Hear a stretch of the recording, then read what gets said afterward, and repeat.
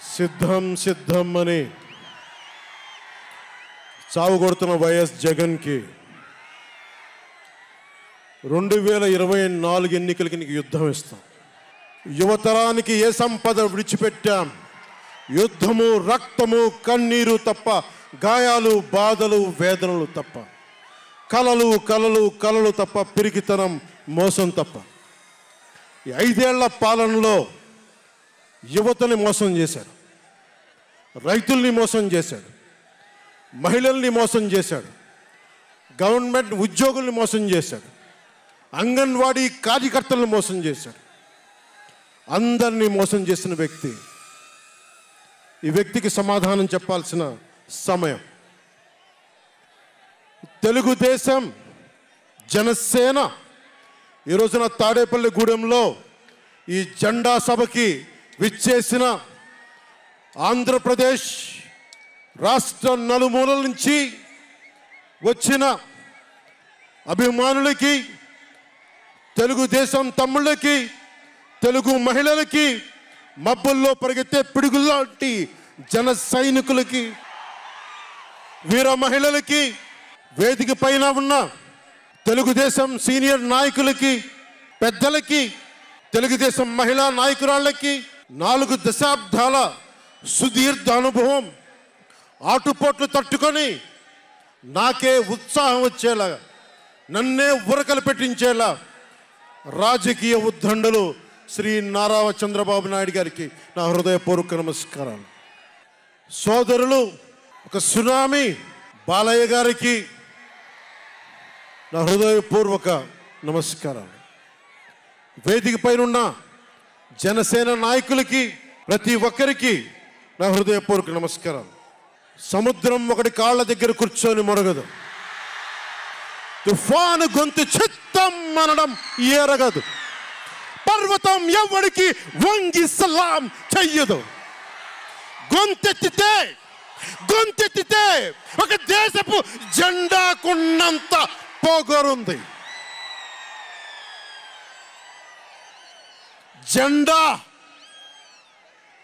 జెండా సభ ఎందుకు పెట్టాము? మీరు మోసే తెలుగుదేశం జెండా కానీ, జనసేన జెండా కానీ మన పోరాటానికి స్ఫూర్తి, మన విజయానికి స్ఫూర్తి. 2024లో మన పొత్తు విజయానికి స్ఫూర్తి మన జెండాలు. అందుకే ఇది జెండా సభ పెట్టాం. ఎన్నికల్లో బూతుల్లో వైసీపీ రౌడీలు, గూండాలు బూత్ క్యాప్చరింగ్ చేస్తే ఆ జెండాని మడత పెట్టి కర్ర తీసుకొని ఎదుర్కొనేలాగా, అందుకని జెండా సభ పెట్టాం.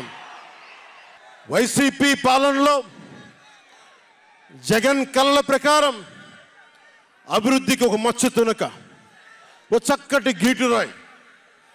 ఆంధ్రప్రదేశ్ రోడ్ల మీద పాలు పోస్తే ఎంత క్లీన్గా ఉంటాయంటే మన గిన్నెల్లోకి పాలు ఎత్తుకోవచ్చు, అంత క్లీన్గా ఉంటాయి. చక్కగా శుభ్రమైన రోడ్లు, గుంటలు లేని రోడ్లు, తెల్లటి పాలు పోసినా కానీ తిరిగి మన గిన్నెలోకి ఎత్తుకోవచ్చు. అది వైసీపీ నాయకుడు చెప్పేది.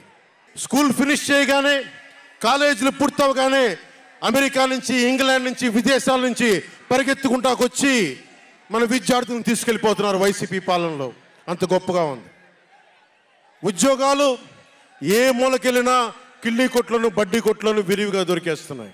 కత్తిపోట్లు, గాయాలు, మర్డర్లు సినిమాల్లో తప్ప పాపం మన వైసీపీ పాలనలో ఎక్కడ లేవు. పిల్లలు కూడా ఇది మర్డర్ అంటే ఏంటి, పుడుచుకోవడం అంటే ఏంటి అని చూస్తున్నారు. ఈ 5 ఏళ్ల వైసీపీ పాలనలో క్లీన్ రోడ్స్ ఉన్నాయని, ఉద్యోగాలు అద్భుతంగా ఉన్నాయని, స్కూల్స్ విద్యార్థుల్లో పట్టభద్రులు అయిపోయి అందరికి ఉద్యోగాలు వచ్చేస్తున్నాయని ఒకటి పగటికల్లో ఉన్నారు.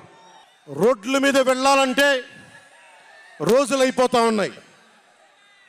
అందుకే కొంచెం కష్టమైన డబ్బులు తెచ్చి హెలికాప్టర్లు కట్టి ఇక్కడ సభాస్థల్లో దిగుతున్నాం. ఓజీలో వచ్చే రెమ్యునరేషన్, ఓజీలో వచ్చే సినిమా డబ్బులు, కేజీ బియ్యం కూడా కొనకుండా హెలికాప్టర్లకు పెడతా ఉన్నాం. Behind every great fortune there is a crime అని ఫ్రెంచ్ రచయిత బాల్జాక్ అంటారు. ఏ కష్టం చేయకుండా అర్ధాంతరం నడిమంత్రపు సిరి వచ్చినప్పుడు దాని వెనక ఒక నేరం ఉంటుంది.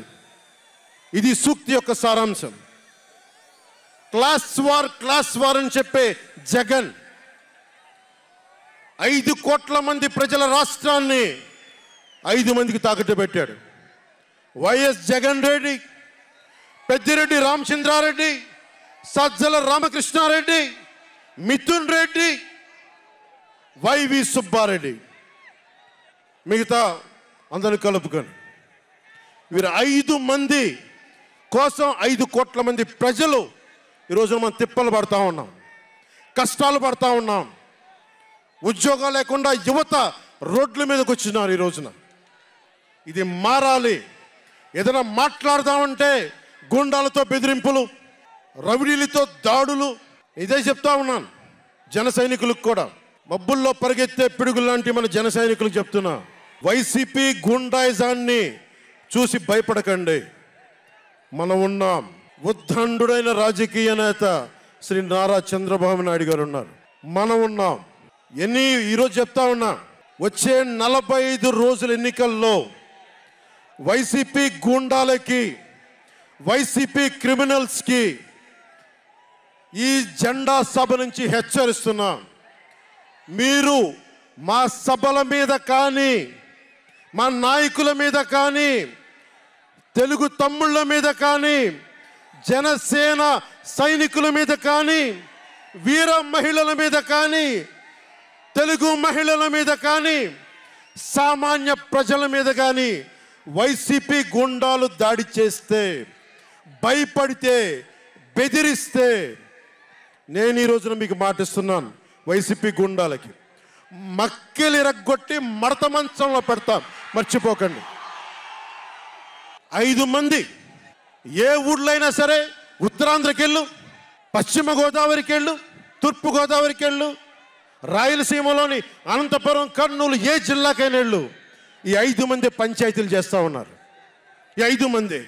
మిగతా వారికి ఎవరికి అక్కడ రాష్ట్ర వనరుల మీద కానీ, వేటి మీద కానీ ఆధిపత్యం లేదు, హక్కు లేదు. ప్రతి దానికి ఎవరు ఎంత కావాలి, ఎంత ఇవ్వాలి అనేది వీళ్ళు చెప్తారు, ఈ 5 మంది చెప్తారు. ఇది క్లాస్ వార్. జగన్ మాట్లాడితే ఒక్కడు అమ్మా నేను ఒక్కనేనమ్మా, అమ్మా నేను ఒక్కనేనమ్మా అని సాగు కొడతా ఉంటాడు. అరే ఉన్న నా ఒక్క ఎమ్మెల్యేని తీసుకెళ్ళిపోయిన నువ్వు ఒక్కడివా? నువ్వు డెమోక్రసీ నీడ్స్ ఎటర్నల్ విజిలెన్స్ అంటారు.